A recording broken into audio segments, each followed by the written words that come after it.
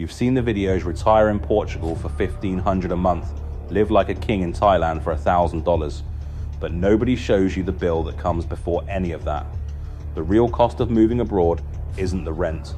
It's the $10,000 to $20,000 you spend before you even unpack your first box. Moving abroad could be one of the best decisions you can make for your lifestyle, your finances, and your freedom. But too many people budget for life after they land and completely underestimate what it takes to actually get there. We went through dozens of expat forums, financial breakdowns, and real relocation stories to put together the most complete list of hidden costs that people run into when moving abroad.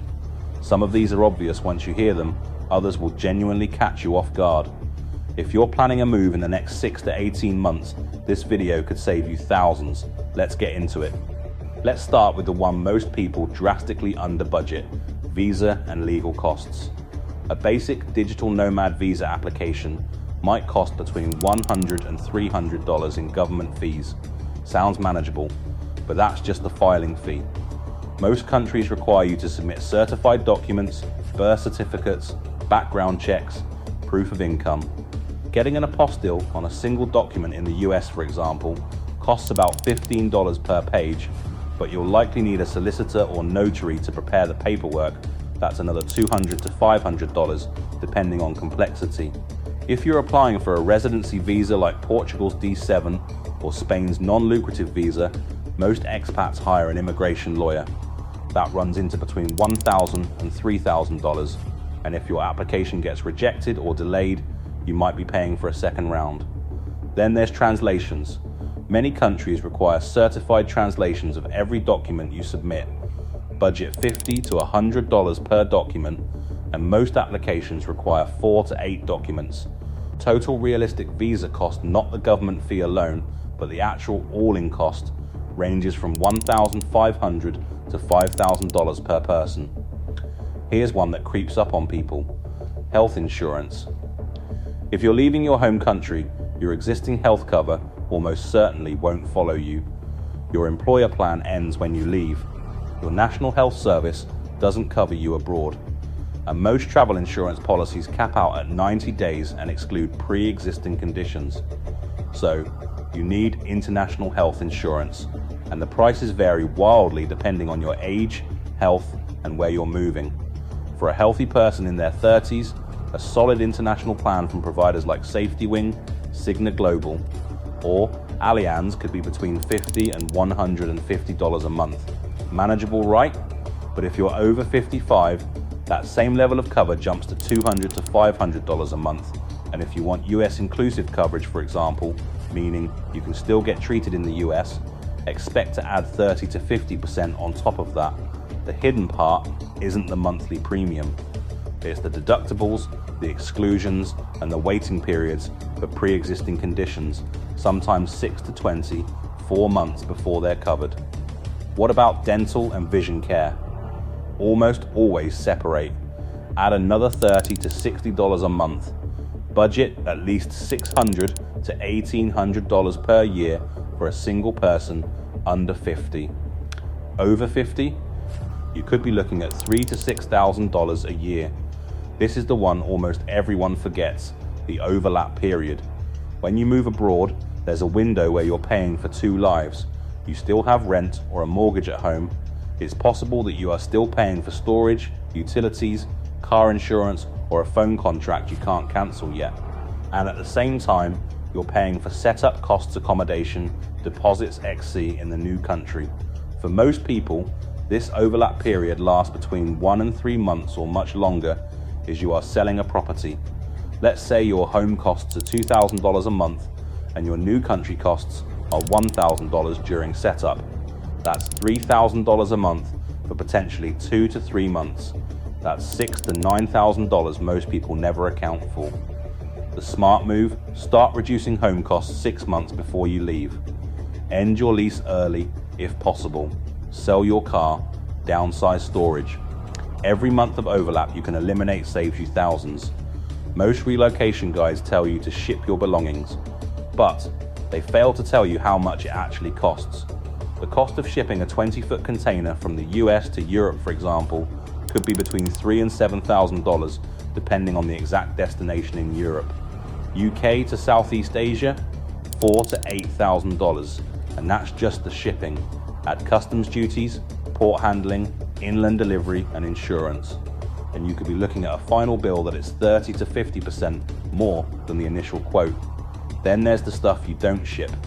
If you're keeping items in storage back home, a standard unit costs $100 to $300 a month. Over a year, that's $1,200 to $3,600 for things you may never come back for. The hard truth? For most people, it's cheaper to sell almost everything and rebuy at the destination. Furnished apartments are standard in most expat-heavy countries, and you can furnish a flat in Southeast Asia or Eastern Europe for a fraction of what shipping would cost. Next, one-way flights, which are almost always more expensive than returns. A one-way ticket from New York to Lisbon can cost 50 to 100% more than a return booking.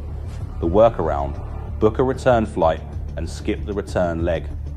Or use a service like Skiplagging to find cheaper routing options.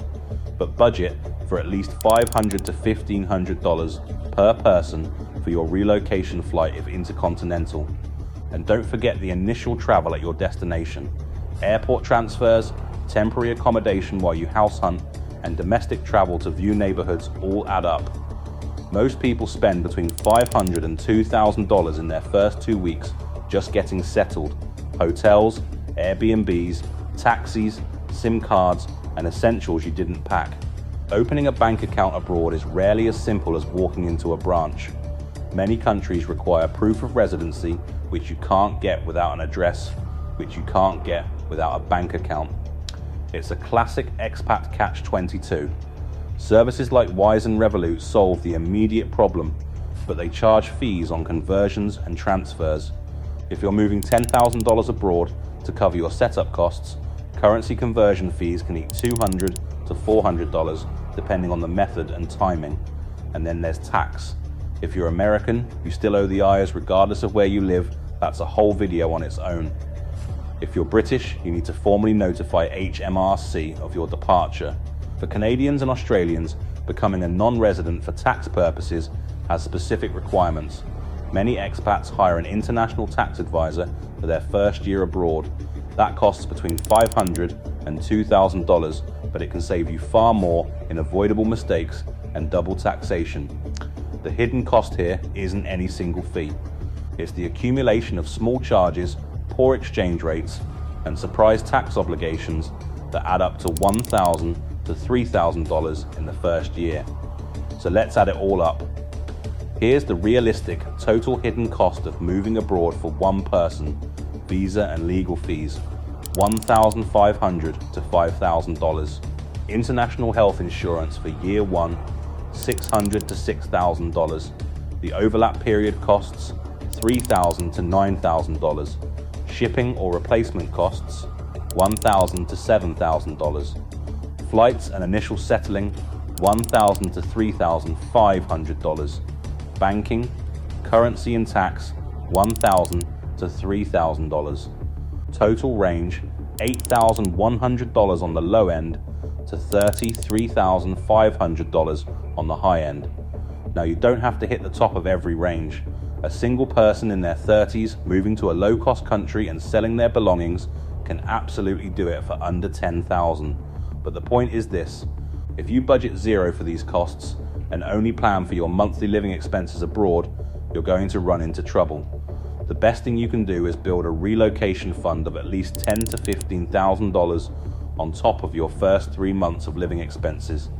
That gives you a runway to absorb the unexpected. Here's the truth: moving abroad could still be one of the smartest decisions you could make. Even with all of these costs factored in, most people recoup the entire relocation expense within 6 to 12 months through lower rent, lower taxes, and a cheaper daily life. The difference between a stressful move and a smooth one comes down to knowing these costs in advance and building them into your plan. Drop a comment below which of these hidden costs surprised you the most, and if you've already moved abroad, what unexpected cost hit you the hardest. If you found this useful, hit subscribe and turn on notifications. We post new relocation videos every single week. Next video, We're breaking down the 5 European countries with the easiest residency visas for Americans. If you are American and Europe is on your radar, you won't want to miss that one. See you there.